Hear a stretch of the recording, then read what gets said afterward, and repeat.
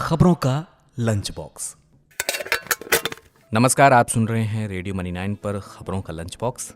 मैं हूं अमन गुप्ता। देश में अब सर्दी बढ़ती जा रही है।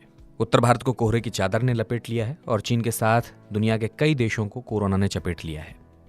पता चला है BF7 करके कोई नया कोरोना का सब वेरिएंट आया है और भारत में भी इसके 3 संक्रमित मिल चुके हैं। पीएम मोदी आज इसके संक्रमण के हालात को लेकर रिव्यू मीटिंग भी करने वाले हैं। कल इस संक्रमण का असर बाजार पर भी देखने को मिला। हरे निशान में बाजार खुले, लेकिन जैसे जैसे खबर आती गई बाजार गिरता चला गया। हालांकि आज बाजार बढ़त बनाने के मूड में दिख रहा है। तो बाजार के इंडेक्स का आज परफॉर्मेंस कैसा रहा और बिजनेस फाइनेंस की क्या खबरें ट्रेंड कर रही हैं, जानते हैं। हफ्ते के चौथे दिन शुरुआती कारोबार में सेंसेक्स 190 अंकों की तेजी के साथ 61,257 अंकों पर ट्रेड कर रहा था। वहीं निफ्टी 90 अंकों की तेजी के साथ 18,288 अंकों पर ट्रेड कर रहा था। इससे पहले अमेरिकी बाजार लगातार दूसरे दिन तेजी के साथ बंद हुए। वहीं अमेरिकी बाजार में डाउ जोन्स में 1.60% की तेजी रही। नेस्डेक में 1.54% और 1.49% की तेजी देखी गई।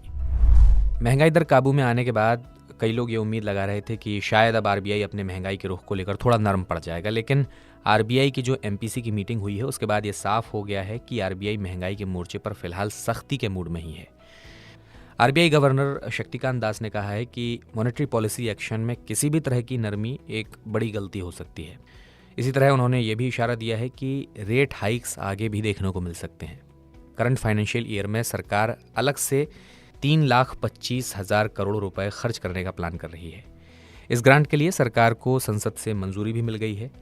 ये खर्च बजट में तय की गई राशि से अलग है, जिसे सप्लीमेंट्री डिमांड फॉर ग्रांट्स कहते हैं। सरकार ने संसद में बताया था कि इस 3,25,000 करोड़ में से 1,09,000 करोड़ फर्टिलाइजर सब्सिडी के पेमेंट में खर्च किया जाएगा। और दवाइयों के बढ़ते दाम लोगों के लिए बड़ी चिंता है, लेकिन अब इसमें राहत मिली है।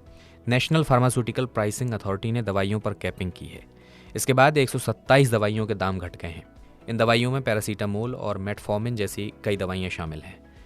उदाहरण के तौर पर जैसे अगर आप 650 mg की कोई पैरासीटामोल लेने जाते हैं तो जो अभी तक आपको ₹2.30 की मिलती थी एक टैबलेट, अब वो आपको ₹1.80 की मिला करेगी।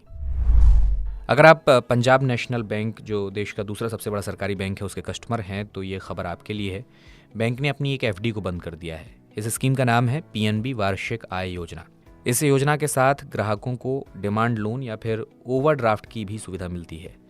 हालांकि अगर आप इस स्कीम के मौजूदा कस्टमर हैं तो आपके लिए राहत की खबर है। आप चिंता मत कीजिए, क्योंकि बैंक ने कहा है कि इस योजना में जिन्होंने निवेश किया है उनके खातों में इस योजना के बेनिफिट्स मिलते रहेंगे।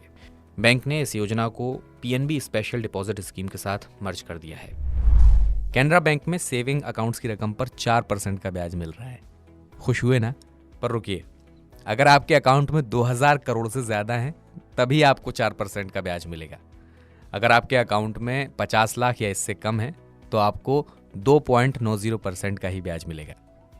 लेकिन निराश ना होइए, क्योंकि मनी 9 के साथ हैं आप और आपको हम लगातार निवेश के अच्छे मौक़ों के बारे में बताते रहते हैं, जहां पर आप 4% से कहीं ज़्यादा कमा सकते हैं।